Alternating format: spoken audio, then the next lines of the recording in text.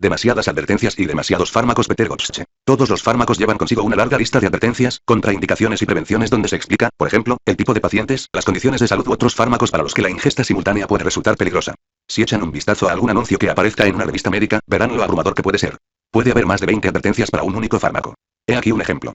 Estatinas. Muchos de mis compañeros están obsesionados con el colesterol. Opinan que cualquier persona de más de 50 años debería tomar algún tipo de estatina, independientemente de cuáles sean sus cifras de colesterol, puesto que disminuye el riesgo de muerte. También creen que las estatinas no presentan efectos secundarios suficientemente importantes para ser mencionados, o incluso que no tienen efecto secundario alguno. 110. Echemos un vistazo al anuncio que apareció en las primeras páginas de la revista JAMA el 19 de septiembre de 2012. Decía: si quiere disminuir sus niveles de colesterol LDL y otros lípidos, pruebe Livalo marca registrada. No es esta la razón por la que usted podría considerar la posibilidad de tomar una estatina, ¿verdad? Probablemente querría tomar Livalo para reducir su riesgo de muerte, no para mejorar ciertos valores de laboratorio. ¿Podemos estar seguros de que una estatina en concreto reduce nuestro riesgo de muerte? Pues no. No podemos, puesto que las estatinas son aprobadas según su efecto en los lípidos plasmáticos. Puede que Livalo reduzca el riesgo de muerte por infarto de miocardio, pero también puede aumentar el riesgo de muerte por otras causas. Es decir, no hay forma de saber si se corre mayor o menor riesgo de muerte al tomar Livalo. Únicamente por las dos primeras frases del anuncio, yo contestaría un claro no, gracias. Nadie debería tomar estos fármacos salvavidas sin saber si harán que su riesgo de muerte aumente o disminuya. Aún así, sigamos leyendo. En la página 2, el anuncio dice: el uso de este fármaco debe ser parte de un tratamiento de factores de riesgo múltiples en personas que necesitan modificar su perfil lipídico. Los agentes transformadores de lípidos deben usarse como complemento a una dieta baja en grasas saturadas y colesterol únicamente cuando la respuesta a la dieta y a otras medidas no farmacológicas haya sido inadecuada. Ajá. ¿No es a eso a lo que se refieren mis compañeros cuando prácticamente proclaman que deberíamos beber agua mezclada con estatinas? No sigo una dieta ni tampoco ninguna otra medida no farmacológica. ¿Qué demonios es eso? Pero es que además, ¿cómo va a decidir alguien si necesito o no modificar mi perfil lipídico?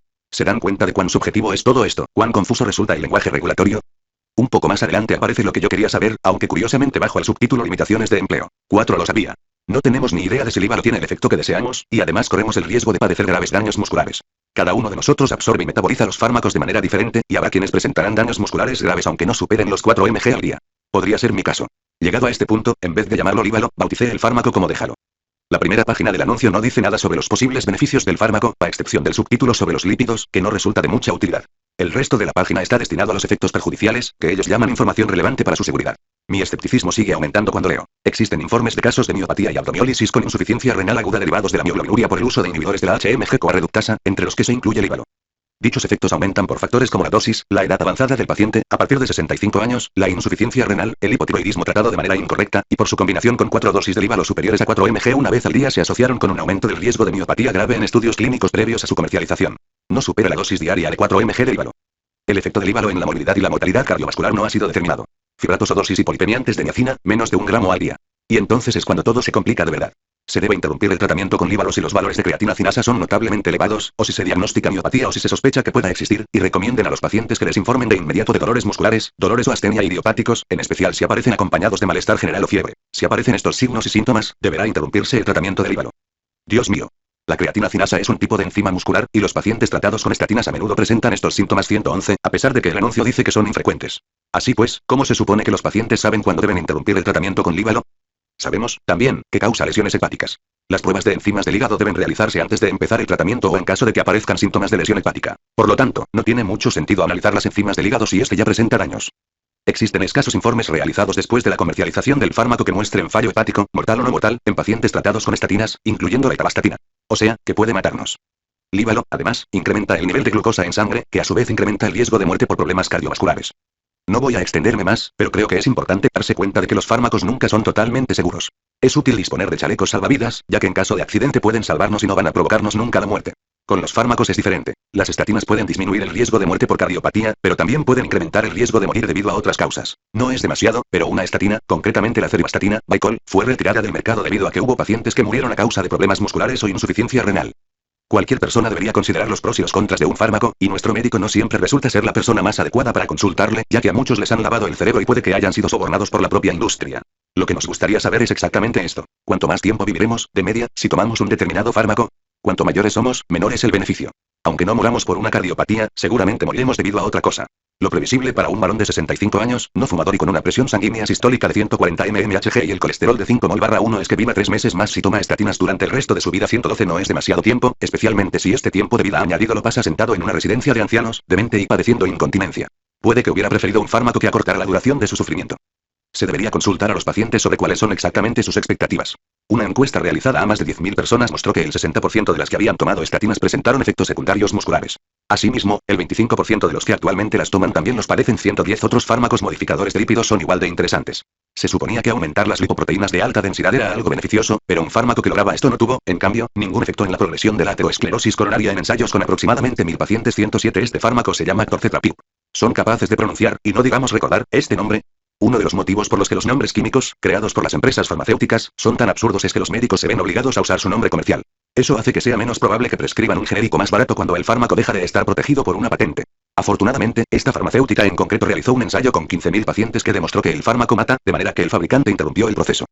Otro fármaco modificador de lípidos, la ezetimiba, fue aprobado por la FDA en 2002, ya que disminuía en un 15% el colesterol ligado a lipoproteínas de baja densidad en sangre. 107 En 2007, las ventas de este fármaco llegaron a los $5.000 millones en Estados Unidos, a pesar de que se desconoce si sus efectos son beneficiosos o perjudiciales. Las advertencias no son más que parches. Es imposible que los médicos sepan todo lo que tienen que saber sobre los fármacos para prescribirlos de una forma segura, y por lo tanto no resulta sorprendente que cometan muchos errores. El problema fundamental es que los reguladores se enfrentan a los fármacos de manera individual, de uno en uno, y no tienen en consideración que los médicos no pueden conocer todas las advertencias de absolutamente todos los fármacos que recetan. Lo que importa a los reguladores no es más que poder decir no es culpa nuestra, porque nosotros ya os hemos avisado, ¿verdad? Los médicos saben que el anticoagulante warfarina puede resultar peligroso si interactúa con otros fármacos y algunos alimentos, pero ni ellos mismos pueden tomárselo de manera segura. Según un estudio, el 65% de los pacientes tomaron al menos uno de los otros fármacos que, administrados junto con la warfarina, aumentan el riesgo de hemorragia. En otro estudio se prescribieron dichos fármacos a cerca de un tercio de los pacientes. 113 Se creía que la cisaprida, el Propulsive de Johnson & Johnson, mejoraba la motilidad gastrointestinal, pero fue retirada del mercado debido a que algunos pacientes fallecieron a consecuencia de las arritmias cardíacas que provocaba. En 1998 la FDA incluyó nuevas advertencias sobre las contraindicaciones de este fármaco en los prospectos de los envases. Los médicos fueron avisados de estos cambios mediante una circular remitida por el fabricante.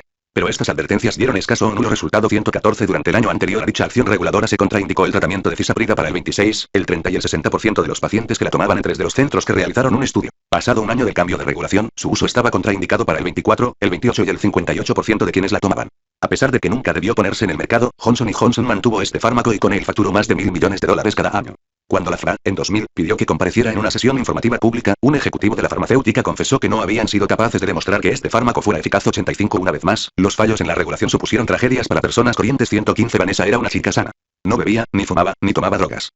Bueno, con una excepción. El año anterior había tomado regularmente cisaprida, un fármaco para combatir el reflujo gastroesofágico, comercializado con el nombre de Propulsive. Su médico, que le había diagnosticado bulimia leve, le prescribió este fármaco puesto que ella se quejaba de tener reflujos y se sentía hinchada después de las comidas. Ni el médico ni el farmacéutico hicieron referencia a los peligros de la cisaprida. El 19 de marzo de 2000 su padre fue testigo de que su hija de 15 años caía inconsciente al suelo de su domicilio. La llevamos rápidamente al hospital, y al día siguiente murió. ¿La causa? Fallo cardíaco.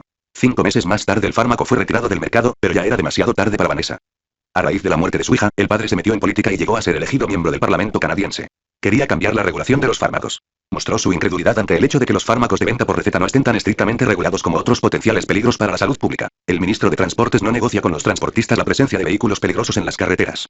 Por ley, los médicos deben informar de que transportistas no son aptos para ejercer su profesión, y además se les paga por hacerlo. El equivalente de la aprobación rápida de fármacos para su comercialización es como si se obligara a los controladores aéreos a que hicieran aterrizar los aviones más rápidamente. Pasados 11 años de las investigaciones sobre la muerte de su hija, no se ha materializado ni una sola de sus principales peticiones de retiro. Tenemos miles de fármacos a nuestro alcance, y me pregunto por qué no se ha estudiado si esta gran cantidad de fármacos resulta beneficiosa o perjudicial. Estoy convencido de que resulta perjudicial.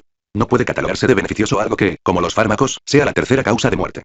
A diferencia de los médicos, los pacientes sí pueden conocer los peligros de cada fármaco. Pueden hacer algo tan simple como leer el prospecto y dejar de tomarlo si consideran que es demasiado arriesgado para ellos. También espero que este libro ayude a que muchos ciudadanos indignados salgan a la calle para protestar y a manifestarse, hasta que nuestros políticos se vean obligados a introducir las tan necesarias reformas que les pedimos.